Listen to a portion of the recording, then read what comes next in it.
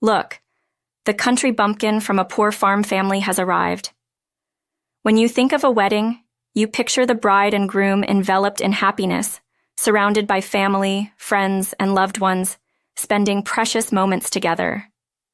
Who would have thought that such harsh words mocking Dad and Mom would be heard at such a wonderful event?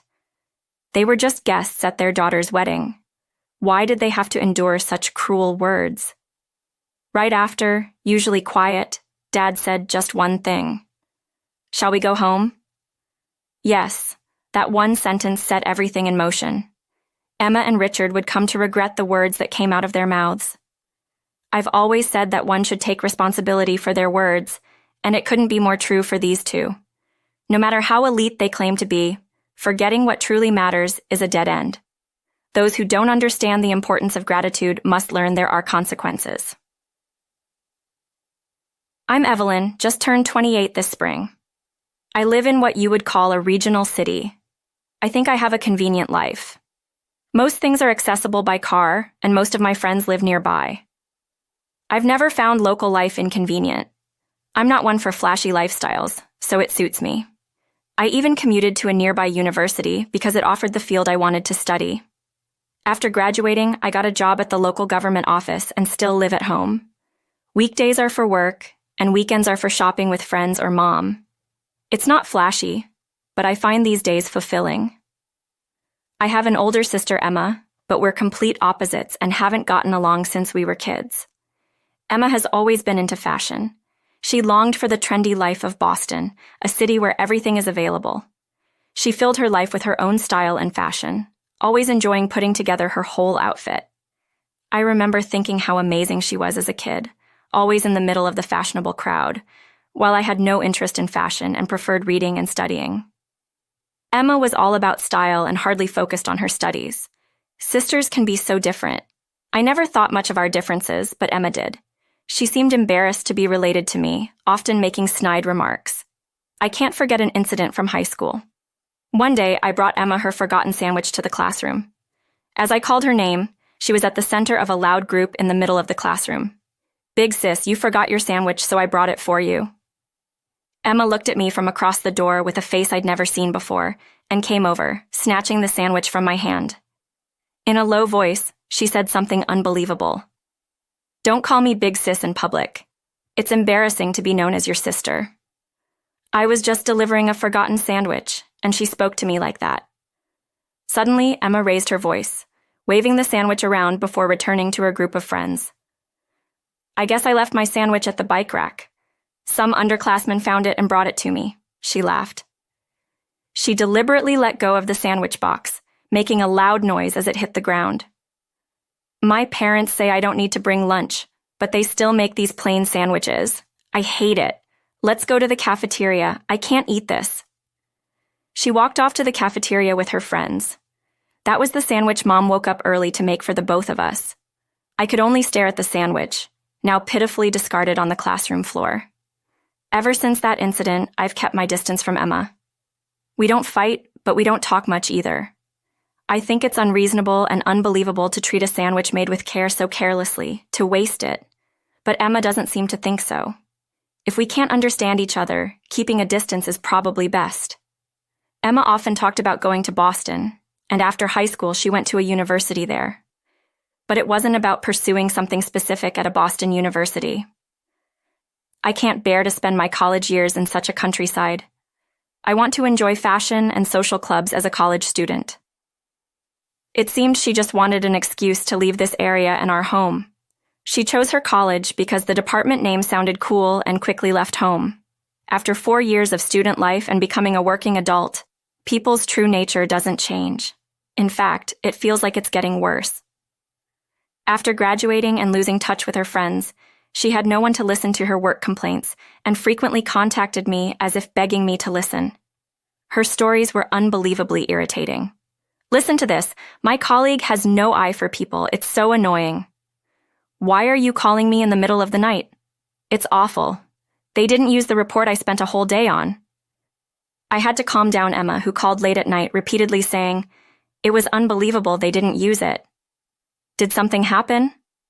They said the format wasn't right, but that's such a minor thing. If the format is wrong, can't you just redo it according to the instructions? I don't really get it. Isn't it terrible they didn't use it even though I worked so hard? I understand that the end result matters no matter how many days it takes, but Emma doesn't seem to get that. To her, it's all about her hard work not being appreciated, like she's the victim.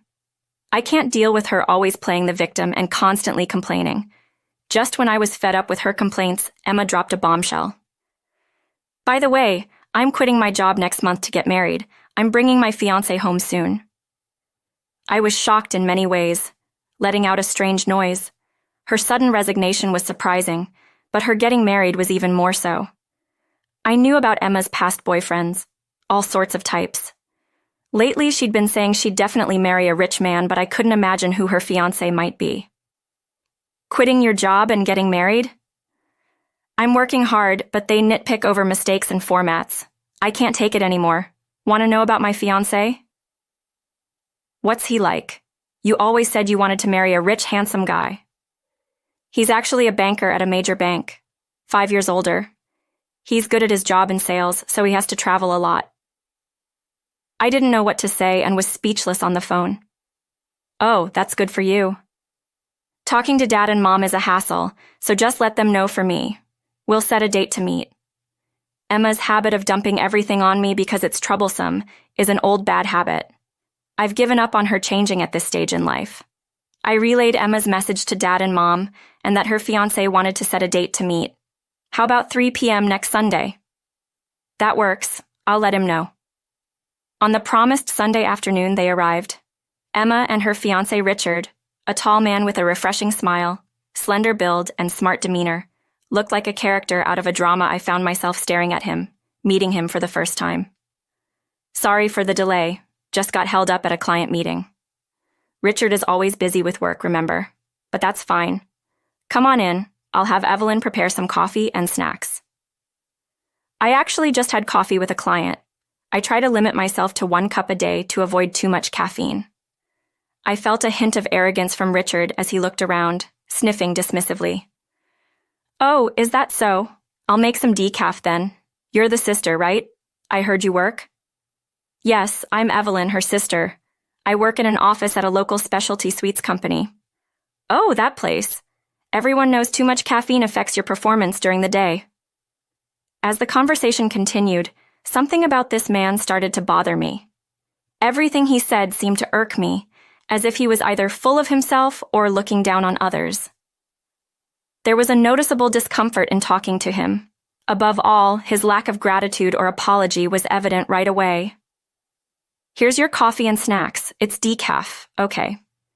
Oh, this cake is from that department store's exclusive range, right? The cream lacks depth. It's not very good. You think so too? Richard knows his stuff about flavors. Well, I do get treated a lot by clients, so I've naturally come to recognize good taste. A cake deserves better than mediocre cream. There they were, Richard talking about his taste preferences and Emma nodding along.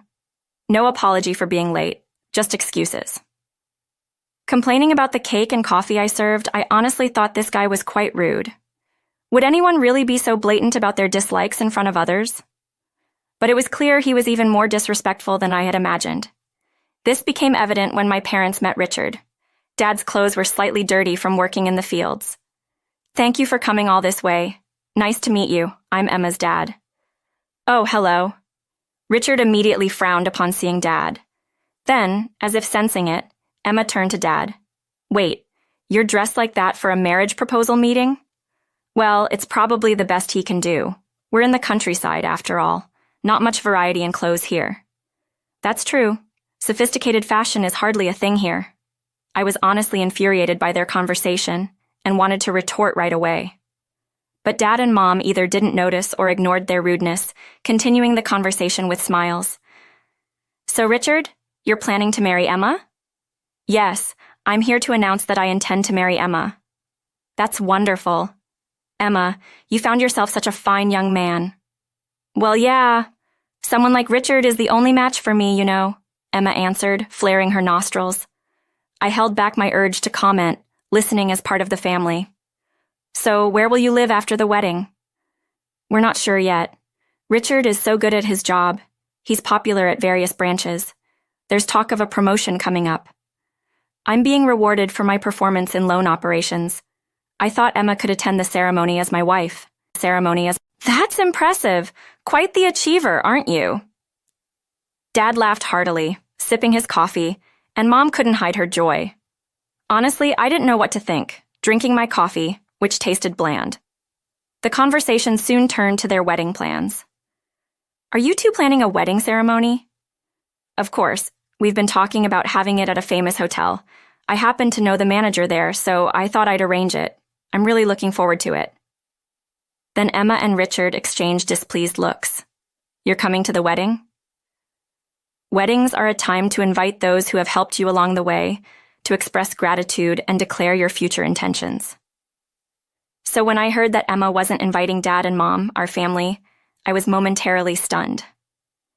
Dad pretended not to hear and continued the conversation.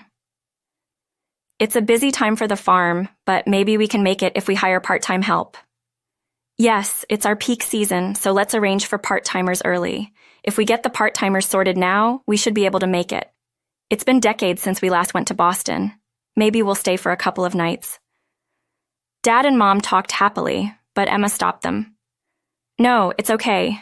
You don't have to come. Why not? Well, I heard from Evelyn that you hurt your back doing farm work recently. Emma's gaze shifted nervously. Well, yes, but it's your wedding. Besides, Richard's parents aren't around anymore because of illnesses and accidents. He'd feel uncomfortable. Mom covered her mouth, unable to hide her surprise. I didn't know that. Sorry for not considering Richard's feelings, but I do want to see my daughter's wedding just once. Then, as if she'd been waiting for the moment, Emma quickly started talking. How about watching it live online? You can see the wedding from home that way. I prefer to be there in person, but if Richard feels that way, it's okay. We can watch it from home, right, Dad? Yeah. Then Emma turned to me with an unexpected request. So, Evelyn, we'd like you to handle the live streaming. You've always been good with computers, right? Me? Live stream your wedding? Think of it as helping out your sister who's done so much for you. I wanted to question what exactly she had done for me, but refusing seemed like it would cause more trouble later. It wasn't something I couldn't do, so I reluctantly agreed. Okay, I'll take care of the live streaming arrangements. How many people are we expecting to tune in? About 500 or so. A lot of them are Richard's work colleagues. It's hard to narrow it down. He's well respected. Not just at my current workplace, but many people from different places want to see my wedding. We've even narrowed it down. I got up, glancing sideways at Emma and Richard, who were bragging. I'll discuss the setup with the venue and get things arranged. After that, Emma and I had more contact, talked about the online wedding with 500 guests watching. There was a lot to prepare.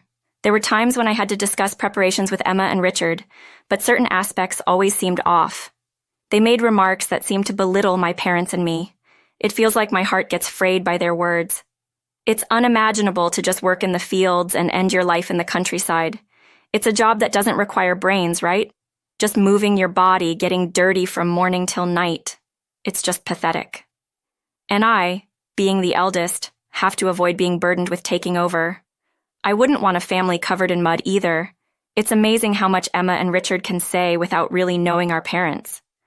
I know because I hear it during our meetings, but our parents have no idea Emma and Richard think this way. They always say how wonderful it is that Emma could marry such a nice person. They must truly believe that. I deeply understand my parents' desire to see Emma's wedding. I once boldly asked Emma about attending the wedding. Hey, about the wedding. Even if other relatives attend online, can't we at least have Dad and Mom there in person? They're really looking forward to seeing your big day directly at the wedding venue. Yeah, they always talk about your wedding at home. I know it's tough for Richard, but can't we make just 2 seats for Dad and Mom? Emma laughed and said something unbelievable. No way! Richard's parents and relatives are definitely coming. What? But you said they couldn't be there because of an accident or illness. Oh, you believe that? I had to say that because Dad and Mom were there. I couldn't believe my ears. Does this mean Emma doesn't want our parents to come? But it's a wedding, right? Isn't it a place to express gratitude to your parents? Parents as plain and country as ours don't fit in a fancy hotel. Having them there as my parents would be embarrassing if people knew they were my family. I believed you. So Richard's family not being there was a lie? The lie. Of course it was a lie. Richard's parents and relatives are all coming. I couldn't believe Emma was laughing on the other end of the phone. His parents and relatives? What do you mean? Well, Richard's parents are company presidents. They have a refined air that's so elegant I couldn't bear to have that compared with ours. So you're intentionally not inviting Dad and Mom for that reason? It would be ridiculous to have a president's family next to ordinary farmers. Anyway, I already told them that Richard's parents weren't coming, so let's stick with that. Feeling angry, I hung up the phone while Emma tried to end the conversation casually. Later, I continued contacting Emma about the wedding preparations. One day, Emma and Richard called me. Hello, is something up? Just wanted to tell you, Evelyn, we've decided to have my dad and mom's seats ready at the wedding, so we'll let them know. Really? Dad and Mom will be so happy. Did you arrange this? Well, yeah, we managed to make it possible for Dad and Mom to come. I was pleasantly surprised that Emma could be so thoughtful. Thanks. You and Richard must have gone through a lot of trouble. Dad and Mom will be overjoyed. But is there enough time to prepare? Don't worry about preparations. We've got it handled. Just have Dad and Mom come without any luggage. I thought it unusual for Emma to be so well prepared. Emma always expected others to handle things for her. From Emma, I got the message. I've prepared everything, so just come as you are. Such a statement coming from her was a surprise. Got it. I'll let Dad and Mom know. They really don't need to bring anything. I thought it would be too much to ask them to prepare everything now. They'll understand once they get to the venue. I ended the call and immediately told my parents they could attend the wedding. They were ecstatic. Richard must have had his reasons to be so considerate. We're grateful he understands people's feelings. Emma's lucky to marry such a wonderful man. It's common for parents in both families to rent attire and accessories for weddings, so I didn't find it strange when Emma said to come without luggage. I arrived early at the venue to set up the online streaming. While I was setting up the camera and equipment, it seemed my parents had arrived. I heard laughter as my parents appeared on the computer screen. Look, the country bumpkins from the poor farm family have arrived. Wow, they really came without any luggage. This place isn't meant for country folks. They really don't know their place. It's troubling. In the dressing room, Emma and Richard started to mock my parents. Spreading that country smell all over. Aren't they ashamed? The entire time my parents were getting ready, it was just a barrage of insults. Unbelievable that they'd invite their parents to their wedding only to insult them for coming.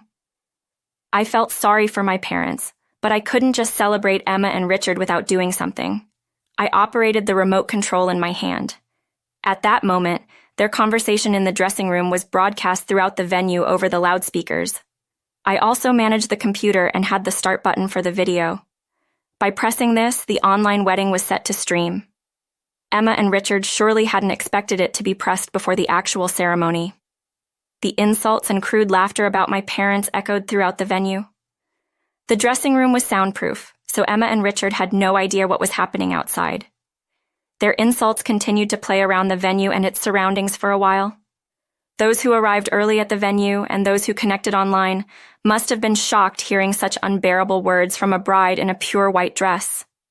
My parents, having finished getting ready, heard all the insults as they waited near the venue. Suddenly, my usually quiet dad stood up and said one thing. Let's go home. Yes? Dad and Mom left the venue expressionlessly. Following them, the other guests began to leave one after another. Dad and Mom were seen talking to people who seemed to be Richard's parents. Inside the dressing room, Emma and Richard, unaware of the situation outside, looked almost comical. The staff rushed to Emma and Richard in a panic, but it was too late. The venue was almost empty, and the empty seats were noticeable. What's going on here? Why is everyone gone? Isn't that weird? The weird thing is you two. Emma and Richard turned to my voice. Did you do something strange? Emma muttered timidly, and I confronted her. Aren't your actions the cause? Emma looked at me in shock. Do you know how Dad and Mom felt about today? What are you saying? This is my fault? Emma glared at me fiercely. Richard, noticing the commotion, ran towards us. Can't be. Almost everyone left. Richard is respected, right? Is this the respect you mentioned? There were only a few people left in the wedding venue, even from a distance, and it was clear that those who remained seemed uncomfortable. They looked as if they didn't know what to do, and honestly, I felt sorry for them, but it couldn't be helped. Oh, by the way, there's someone Richard should meet. I called over a woman. Who is this? You wouldn't know her, Emma. She's Richard's girlfriend. What? I didn't know about this. Why are you here? Richard looked bewildered, as if he couldn't understand what was happening. Did you know he owns a small office building? Well, yes, the one downtown, right? Dad sometimes goes to his office building to share vegetables from our farm with the people working there. He apparently got to know about it while having casual chats with them, I explained.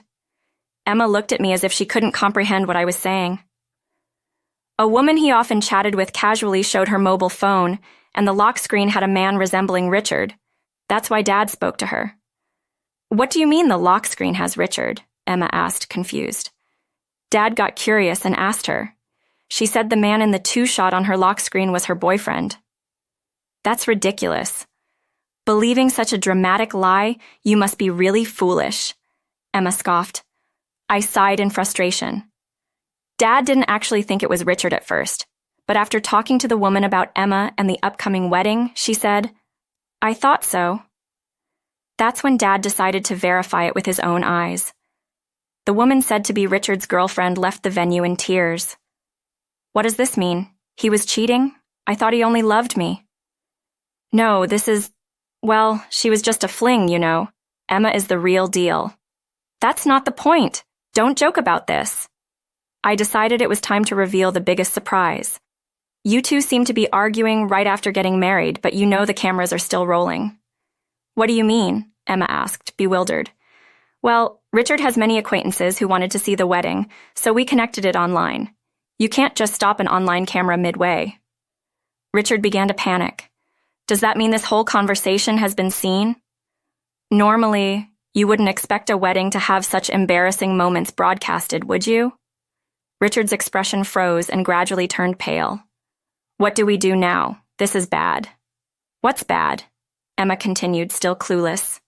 To enlighten the oblivious Emma, I explained further. This online wedding is being watched by Richard's work contacts, including people from his next transfer location, right? No way. Yes, the very same. He was excited to show his glorious moment to those expecting his promotion at his next posting. They wouldn't have expected him to cause such a scandal. Richard collapsed to his knees, his face ashen. What do we do now? This is bad. What's bad?